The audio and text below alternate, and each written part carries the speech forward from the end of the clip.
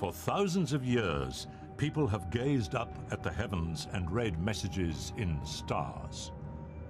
From studying the skies, astrologers have predicted an endless list of world events, including natural disasters, stock market crashes, assassination attempts, and the birth of Jesus Christ. Astrologers have been prized by world leaders, from ancient Greek generals to 20th century American presidents, and epoch-making decisions around the world are still made according to the arrangement of the stars in the sky. But can the movements of the planets truly affect events on Earth? How can astrologers look at charts of the heavens and predict the outcome of a journey, marriage, a war? Is our future really written in the stars?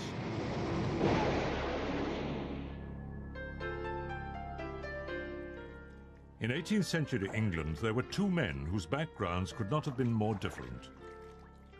One was a humble ironmonger, the other King George III of England. Despite this, their lives were full of extraordinary parallels. They inherited their father's businesses in the same month, married on the same day, fathered the same number of boy and girl children, were ill at the same time, and suffered the same accidents. Even their deaths were separated by only a few hours. They weren't related by blood, but they were astrological twins, born at virtually the same time and only a few miles apart, and their horoscopes were identical. According to astrological belief, the similar pattern of their lives was entirely to be expected. Astrology, in some form, is familiar to everyone. Millions of people read their horoscope in the media each day, and even the most skeptical know their own zodiac sign. What they may not realize as they scan the newspaper columns is that they are the beneficiaries of the most far-reaching intellectual enterprise in human history. Known as the Queen of Sciences, astrology is our most ambitious attempt to combine science and philosophy into an overall explanation of destiny, and it's as old as recorded history. It began 5,000 years ago as people watched and noted the movement of the stars in the sky. Excited by these observations, they proposed a link between movements in the heavens and human lives on Earth. Since then, astrologers have maintained that there is a meaningful connection between planets and people, but they have never agreed on how or why. Astrology has stood the test of time. It's as popular now as it has ever been, and flourishes in every corner of the globe. Cambridge University historian Nick Campion has made an academic study of astrology's changing role. Astrology is actually infinitely flexible. We just can't get away from the fact that it's one of the most accurate descriptions of character we have, and it can predict the future. Robert Curry is a prominent astrologer whose London astrology shop attracts thousands of clients each year. I think the reason for the success and popularity of astrology is because it is a truth. It is something that is fundamental. I feel that astrology comes from something higher. It's as if it's part of the universe. Sometimes when I was doing charts in consultation, I'd get a chill down my back, down my spine, because people would say things that were so uncannily true in accordance with the chart. For most people, a horoscope means a brief impersonal prediction in a newspaper or on TV. Shelley von Strunkel is a consultant astrologer who also writes popular newspaper sun sign columns in Britain and America. These are designed to give the individual a chance to think about their day to come. It's a bit like a weather report for a specific part of the country. But these horoscopes refer solely to the signs of the zodiac, sometimes called sun signs. The zodiac is the name given to the band of constellations in the sky, through which the sun, moon, and planets appear to pass as they journey through the heavens. The Romans compared the movement of the planets through this starry backdrop to a chariot race. The sun, moon, and planets are the chariots, and the constellations are the racetrack. The zodiac is divided into 12 divisions, or signs. Everyone born during the 30 days it takes the sun to travel through one division is said to belong to that sign, and astrologers believe that they will share its characteristics and influences. Sun sign predictions are very generalized, but despite this, newspaper horoscope columns have a large following. Erin Sullivan, an astrological writer and teacher, has also written popular columns. Sun sign astrology, as it appears in the newspapers, interests millions of people, which is often why some people buy a particular paper. Some people who write these columns are terribly successful. They're very, very good. They have an excellent vocabulary. They are able to work the symbolism quite nicely. You'll find that some of them are actually very good, and some of them are absolute drivel. It's just ridiculous. A true horoscope is more than just a sun sign description. It's a personal chart describing the astrological influences relating solely to that individual. The chart is cast by an astrologer and is known as a natal chart. This is a map of where the planets are at the time of your birth. And it is a unique map that relates to you in particular. From that information, an astrologer can then tell you about your potential, the type of person you are, the type of experiences you may have during your life, and how you could perhaps understand difficult areas in your personality. Astrologers claim that a natal chart can reveal whether a person is outgoing, anxious, musical, technical, emotional, and it can indicate an individual's most likely professions.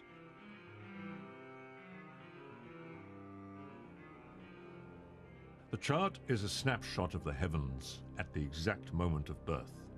The pattern of the skies can change in as little as 4 minutes, so no one except those born within moments of each other in the same place could lay claim to the same horoscope. Astrological twins, like George III and the Ironmonger, are considered more likely to have similar lives than identical twins born a few crucial minutes apart. Many people don't know the exact time of their birth, but this doesn't prevent them from having a horoscope cast.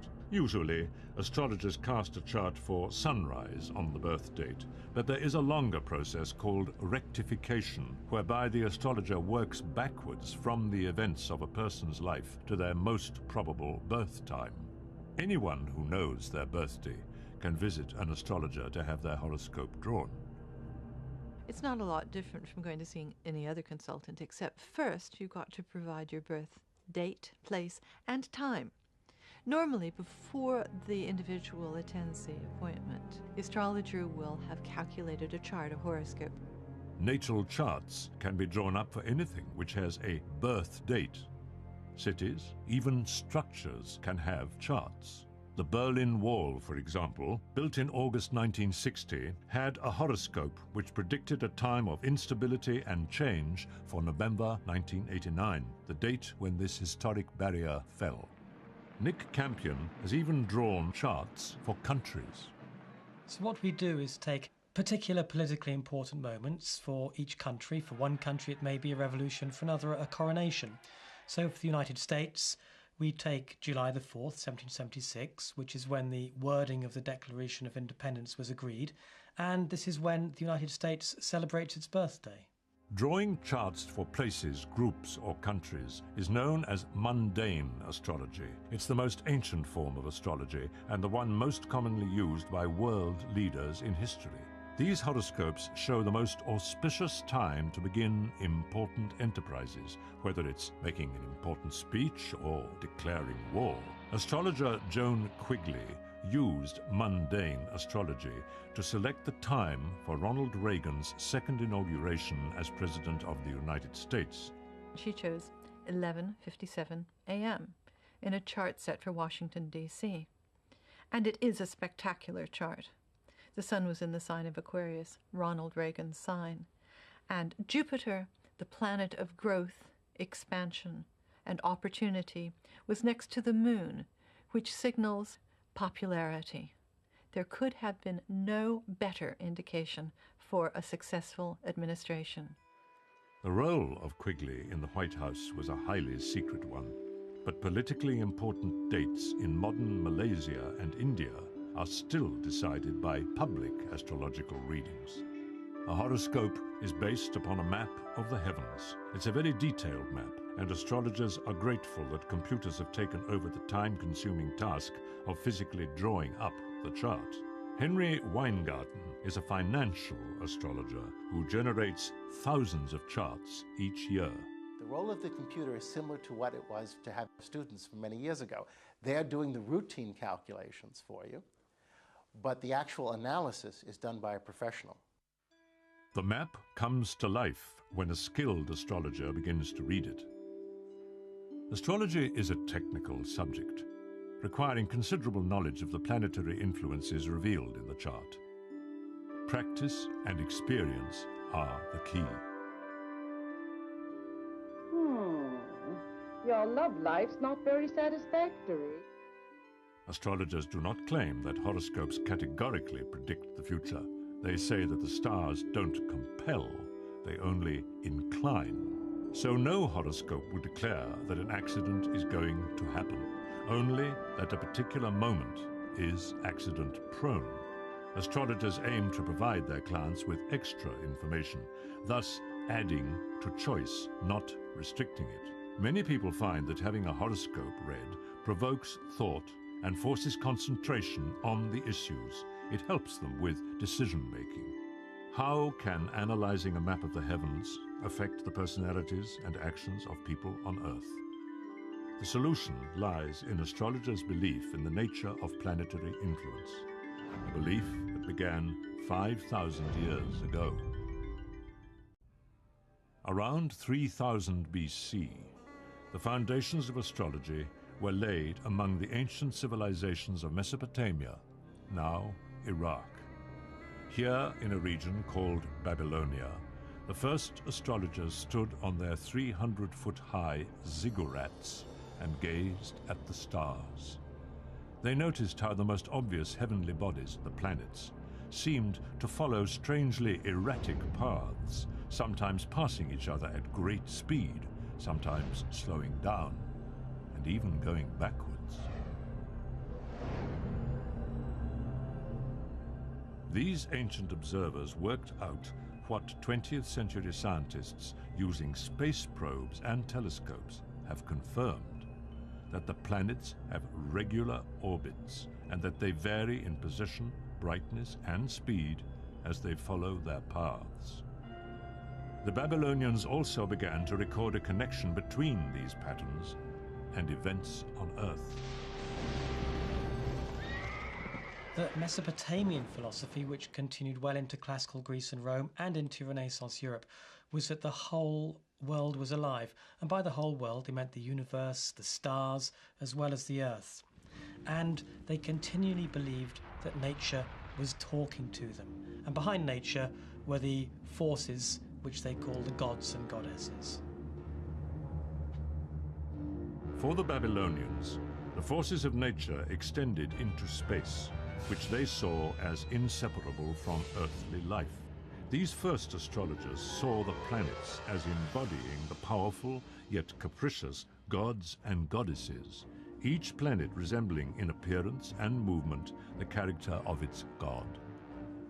The Babylonians, and later the Greeks and Romans, believed that these planets, all different, exerted their influences upon life on Earth, and that the closer each planet locked in its orbit came to the Earth, the more strongly people on Earth were affected by it. This ancient idea of the planets as forces with distinctive personalities and effects is still the cornerstone of astrological belief and the basis on which horoscopes are interpreted. The core function of a horoscope is to record the positions of the planets so that their influences can be assessed. This chart, the horoscope of John F. Kennedy, is recorded in a shorthand developed by astrologers through the centuries. Although this shorthand has changed little over the years, the mechanics of drawing the chart have been transformed by computers. But astrologers still learn to calculate and draw charts in the traditional way, using astrological tables. If we wanted to calculate the horoscope for President Kennedy, we would first of all need to look at his time, date and place of birth. Now, he was born at 17 minutes past 3 in the afternoon in Brookline, Massachusetts on the 29th of May 1917. Our first simple calculation is to work out what the time was in London, which we would call Greenwich Mean Time. And the reason is quite simple. It's that all the planetary tables are calculated for London. Now, with that information, we can then go to the table of houses and make one slight further adjustment and then look up his rising sign, which happened to be Libra. The rising sign is a sign rising over the eastern horizon when you were born. According to all astrological traditions, the rising sign or ascendant is as important in your horoscope and character as the sun sign. So, taking President Kennedy's chart, his rising sign is Libra, we mark that carefully on the left-hand side, and then we fill in the rest of the signs of the zodiac around the outside, through right round the circle, round back to Virgo. The chart has a further set of divisions. These are the houses. They refer to practical areas of human life, such as family, money, travel, and work. The next stage is to work out where the planets were at the time of birth. Now, we would go for this information to a book called An Ephemeris, and this will list the positions of the planets for every day of the year, and you can buy a volume which lists them for 100 years if you wish. Taking President Kennedy's chart, for example, he was born with the sun in Gemini and the moon in Virgo. Now, the planetary positions in the ephemeris are going to be given to the nearest degree, very precisely. So we're not just looking at the sign the planet is in, but also the precise degree of the sign. And then we go around and do the same with the other 8 planets. Once the planets have been recorded on the chart, interpretation can begin. The astrologer must know the influences identified with each planet. In Kennedy's chart, the most significant planets are Jupiter, the planet of leadership and success, Mercury, the planet of the mind and communication, Mars, the planet of war, Venus, the planet of love, and Pluto, planet of death and endings. The relationship of planets to each other can be as important as their individual effect. One powerful grouping is a key feature of Kennedy's chart. It's interesting to see that he had a very, very powerful conjunction of planets in Taurus. Now, a conjunction means that planets are linked very tightly within 8 degrees in a sign. And he had Jupiter, which is a planet of optimism and growth. Mercury, which is the planet which ruled his mental processes, his ideas, and Mars, which is a planet of anger and aggression, and in politics indicates war. Now, Taurus is a sign which is very persistent and very stubborn and achieves its aims without deviation. It will find a course and stick to it. I think that this is the particular alignment which indicates his success in standing up to the Soviet Union in Berlin and in Cuba. And of course, looking at the chart very literally, Mars in ancient times ruled arrows and spears, and of course in modern terms that's missiles. The angles between planets in a chart, or aspects in astrological terms, are also important. The next stage of interpreting the planets is to look at the planetary aspects. Now, the aspects are precise distances between planets. Some of them are difficult and others are easy. Now, if we look at Kennedy's chart, then the moon was making 2 difficult aspects, one to Venus and one to the sun. The moon square to Venus is very difficult emotionally, and this would represent the deep internal pull that he felt between his love for Jackie on the one hand and his high regard for her as a wife and mother of his children, and his desire to explore relationships with other women, with Marilyn Monroe and other more alluring characters.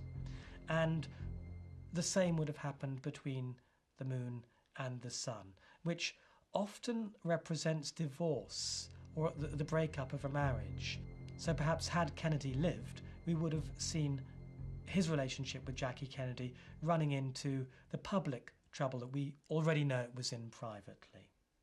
If we look at Pluto in Kennedy's chart, then Pluto was in ancient mythology the god of the underworld.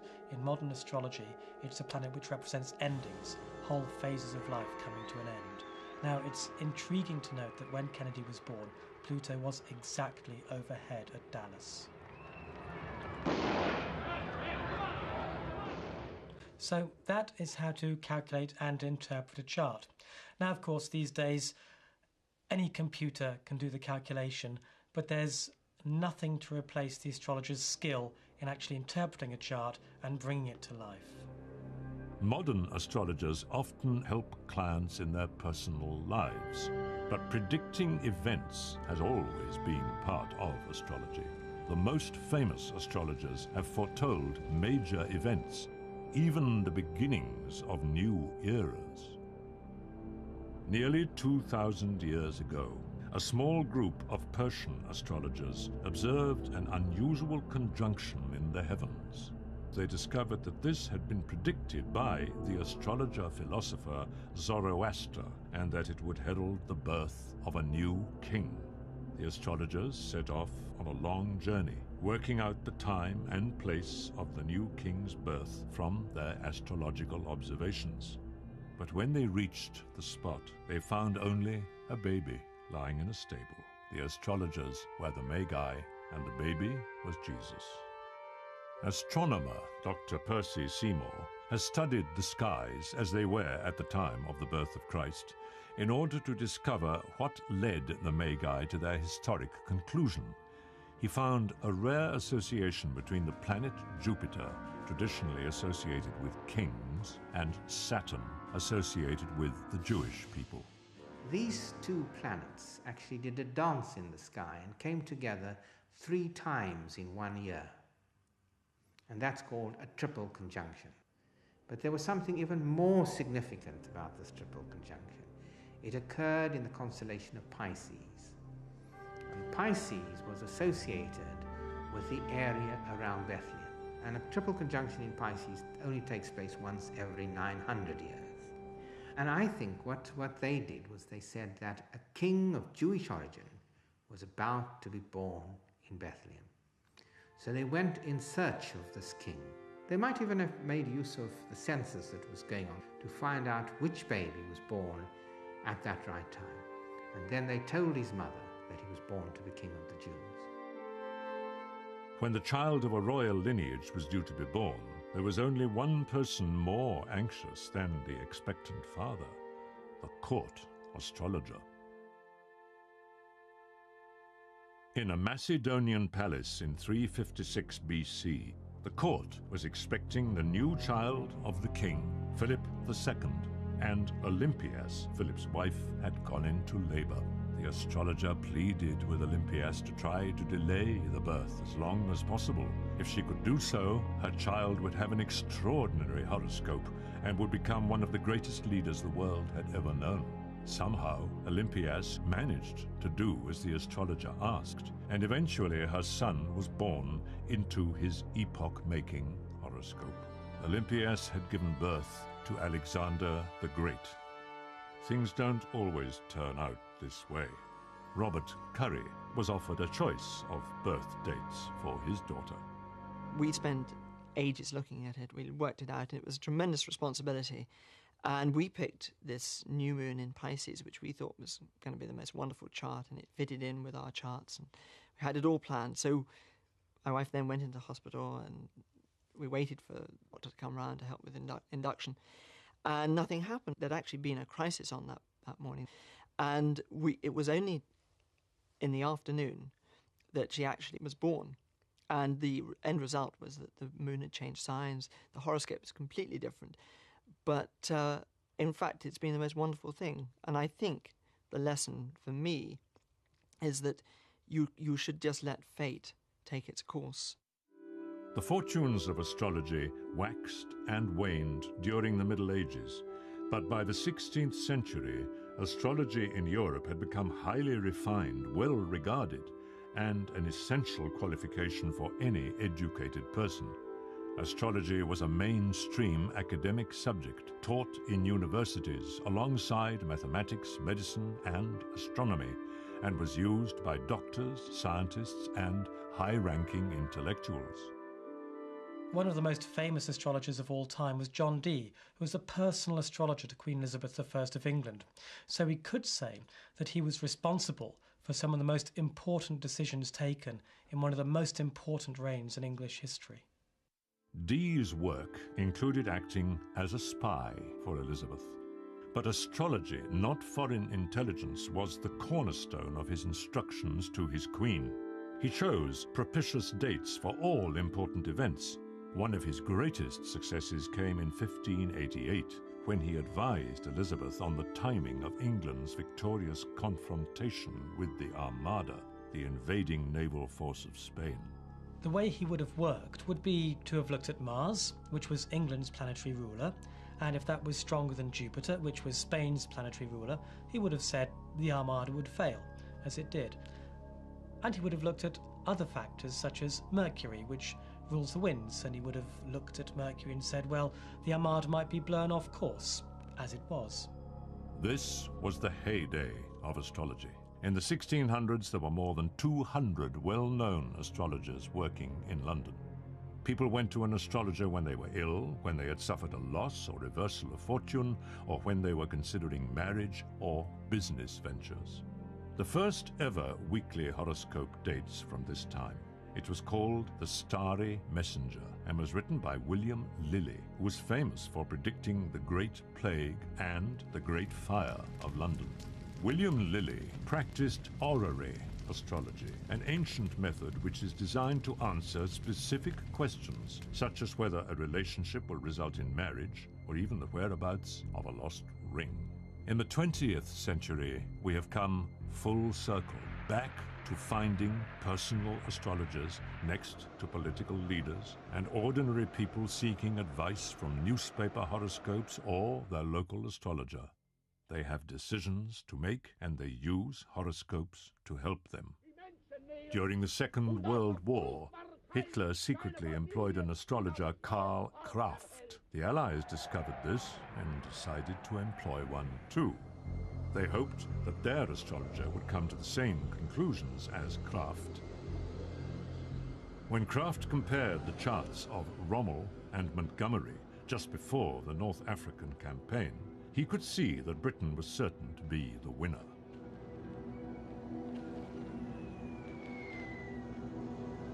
Hitler's response was to put Kraft in jail and carry on with the ill-fated campaign. President Reagan was more inclined to follow the advice of his astrologer, Joan Quigley. Quigley's first success was to predict the attempt on Reagan's life. And thereafter, she was involved in all the major and many of the minor decisions of the presidency.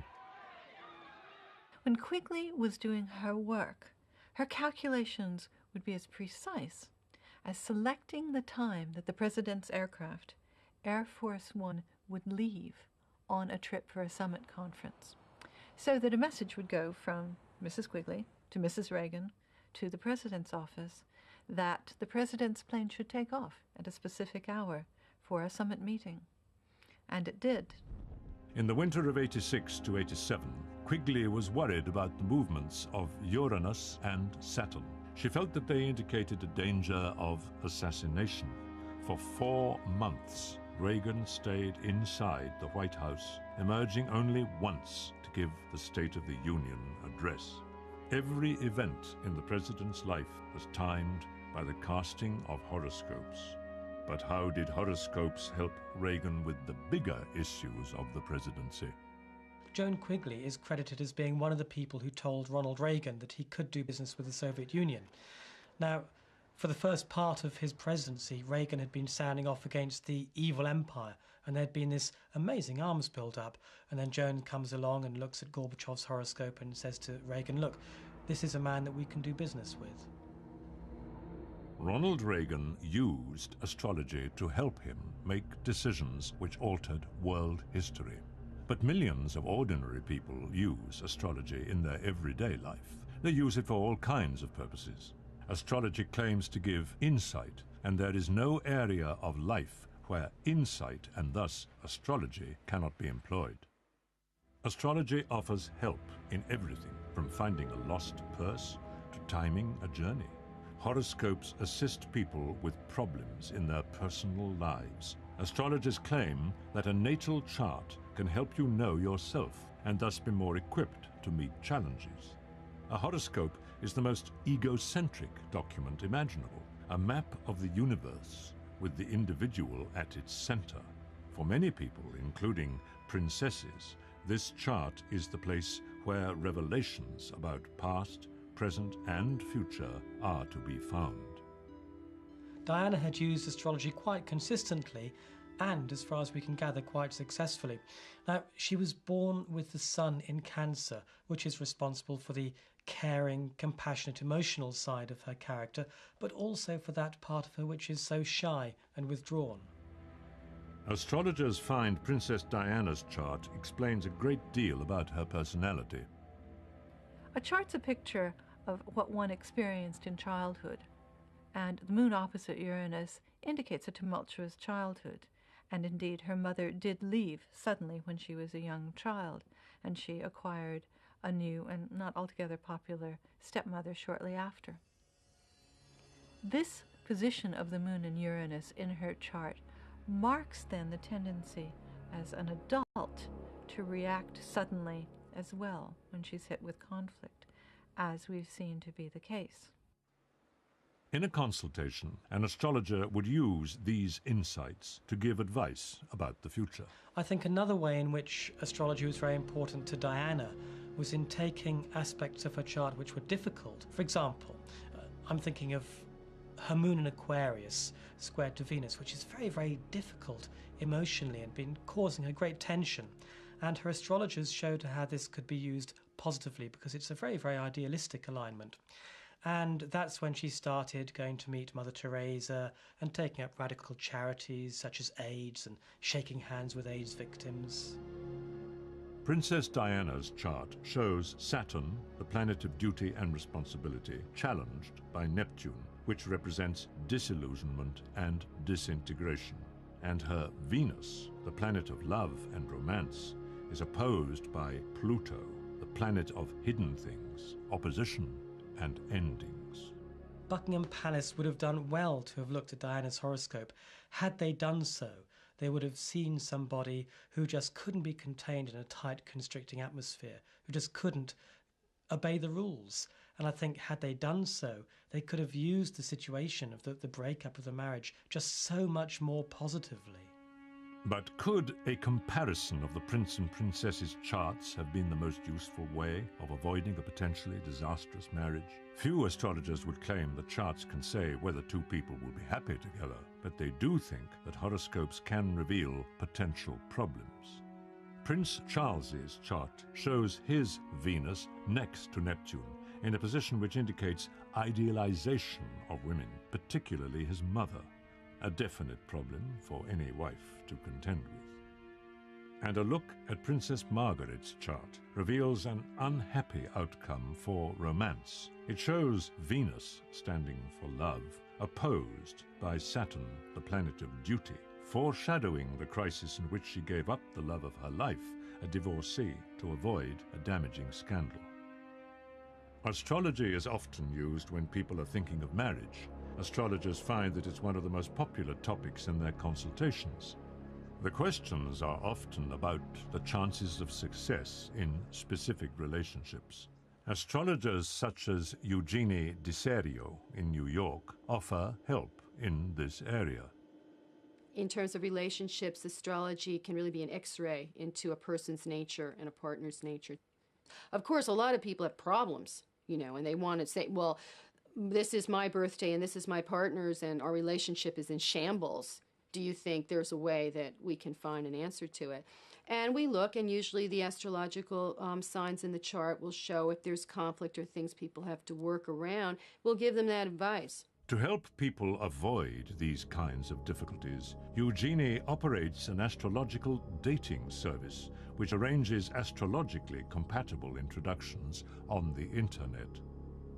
Some people go to astrologers for medical advice, usually alongside conventional treatment. Medicine and astrology have been linked for thousands of years. Each part of the body is represented by a subdivision of the zodiac, and horoscopes are said to reveal potential health problems. Medicine isn't the only area where astrology claims some success. Astro-economists are a new breed of financial advisors who use this ancient art to help them play the stock markets. Some investment houses use astrological information as well as the more conventional sort of market predictors. Henry Weingarten has many successes to his credit. We have a proven track record. I called the Tokyo market crash 2.5 years in advance to within 2 days. In Wall Street itself, people there are only interested, does it work? How often does it work? How reliable is it? And how much money can I make from it?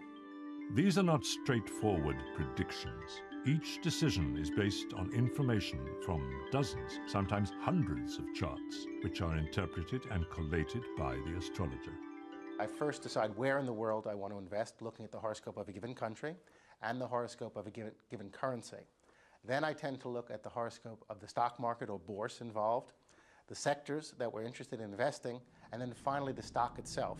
Many market surprises, not all of them, are chartable by astrology, such as the US-Mideast War, which is something we were anticipating.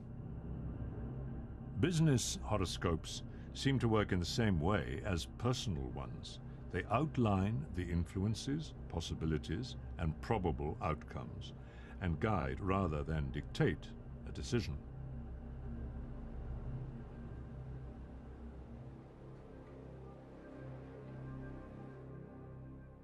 For those who use astrology this way, its validity is not in doubt. Others are less convinced. Scientists have difficulty accepting a system whose workings seem to have no plausible explanation. But astrologers have something new to offer the cynics: statistical evidence. The continued popular appeal of astrology is a puzzle to many 20th century scientists who regard it as a lingering superstition. In the 1950s, Michel Gauquelin, a French scientist and statistician, irritated by what he thought were astrology's bogus claims, set out to refute a statistical study in which the astrological writer Léon Lasson had connected horoscopes with choice of career. To his surprise, his results confirmed Lasson's original conclusions. He repeated the studies and found even more significant results. He turned up a very interesting result, looking at men who had excelled themselves in the medical profession, medical scientists and physicians who had excelled, won prizes, made discoveries. And he found out that these men, and they were mainly men at that time, they were mainly born when Saturn or Mars had reached its highest point in the sky. Gauquelin also found that what became known as the Mars effect was strongest among world-class athletes, and that writers were significantly more likely to have had the moon rising in their charts. The striking thing for students of astrology is that these findings supported traditional beliefs about planetary influences. Gauquelin's findings actually provides an underpinning of a belief from the ancient world that kings are born with Jupiter just rising or reaching its highest point. And this is why Jupiter became associated with kings and became the planet of kings. Although Gauquelin's work was scientifically rigorous, scientific journals were reluctant to publish it. Gauquelin went on, however, to make another statistical discovery. Some aspects of horoscopes are hereditary. This was not true of zodiac signs, which showed no special connection, but it did apply to planetary influences. And he was able to show that if Mars was rising, where either the mother or father was born, then the child was also likely to be born with Mars rising. This evidence, although statistically valid, fails to impress most scientists. Parapsychologist Susan Blackmore needs more convincing. Almost all astrologers will claim that there is a relationship between the time and place you were born and your personality. So you can do, for example, my favorite sort of experiments are this sort. You might take, say, a dozen people and give an astrologer all the information he or she wants about those 12 people, and also give the 12 birth times and dates as accurate as they want them, and see whether the astrologer can match up those people, all the information, with those dates. Many experiments of that kind have been done, and they can't.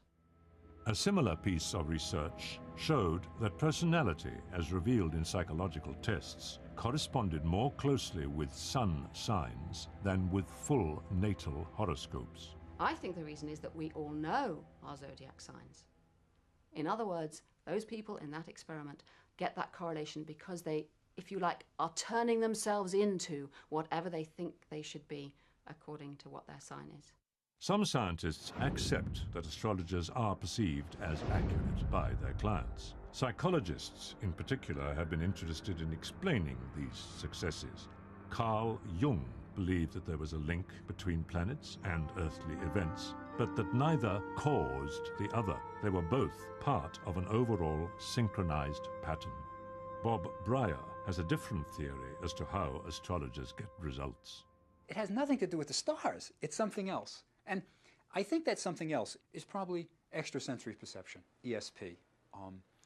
If astrology really worked the way many astrologers claim it does, that there's a direct correlation between the position of the heavens at the time of your birth and your subsequent actions, then the best astrologer would be a computer.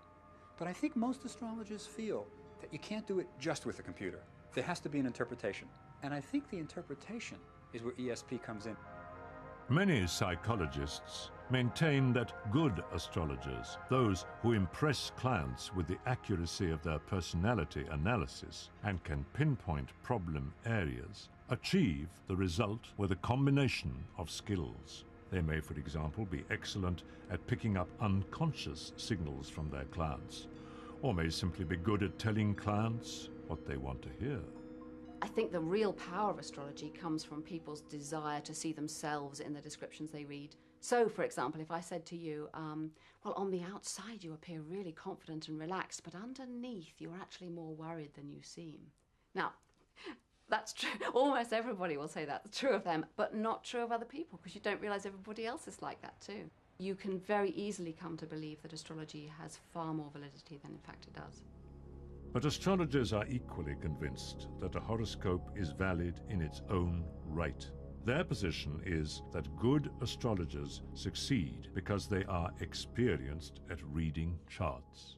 I was asked to do a chart as a gift for a gentleman, someone I'd never met, and given the birth time, date, and place. And I did a tape for him and sent it off in the post and really thought nothing more about it until I got a phone call from his wife.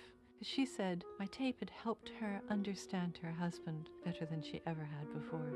Percy Seymour is one of the few scientists to develop a theory in the areas where real evidence does exist. He has sought an explanation for the connection which Gauquelin demonstrated between the position of planets and the lives of individuals.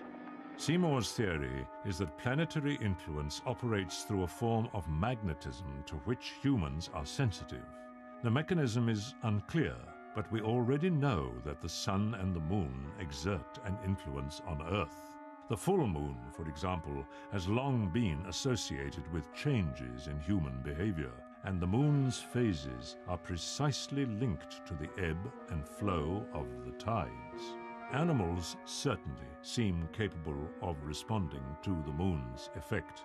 Oysters, for example, open and close at irregular times each day. It was thought that this was a response to the rise and fall of the tides, but biologists discovered that even in still tanks in the dark, the oysters maintained their tidal lunar rhythm. And when oysters are transported 1,000 miles from the coast, they change their rhythm to the moon cycle of their new home. Somehow, in their darkened tank, they can detect and respond to the phases of the moon.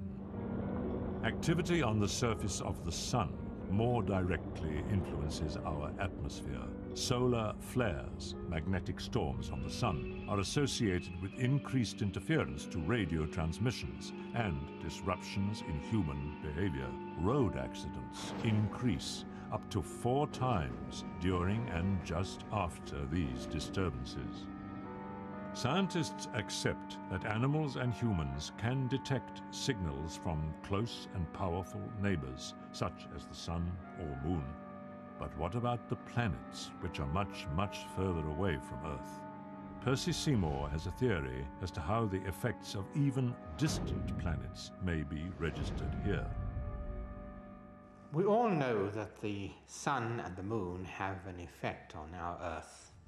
How can the planets enter this scenario? How can they play a part, since they are so far away from us? And their distances makes their effect on us so very, very weak. I think this is where the sun comes into it. The sun can tune in to the weak tidal forces of the planets. And these weak tidal forces can be amplified by the sun's magnetic field so that the sun can disrupt in the form of violent storms. This affects the magnetic field of Earth. And since the magnetic field of the Earth is known to affect a wide variety of organisms, it can have an effect on human beings as well. Seymour's idea is that the nervous systems of animals and humans act like aerials to detect the vibrations of the Earth's field, a complex symphony played by the constantly moving solar system. The first signals are etched onto our blank nervous systems even before we are born. I think that over the entire 9 months, when the fetus is in the womb, its developing aerial system, which is its nervous system, is picking up tunes, melodies, magnetic music of the solar system. Once the fetus is born, most of its information will come via its 5 senses. But it might well be that in later life, the individual picks up the themes and melodies of the symphony that it heard while it was in the womb. It will be predispose this individual to behave in a certain way. The debate continues. But while scientists argue, astrologers are more popular than for the last 300 years. We still don't know what, if any, scientific basis exists for astrology. But for centuries, the same message has emerged over and over again. The planets are part of the same system as Earth, and somehow their influence is felt in human lives. For the thousands of astrologers who help their clients to focus upon their lives and problems, the stars are more than a benevolent presence in the night sky. They are the guardians of our strengths and weaknesses, our desires and ambitions. They are our destiny.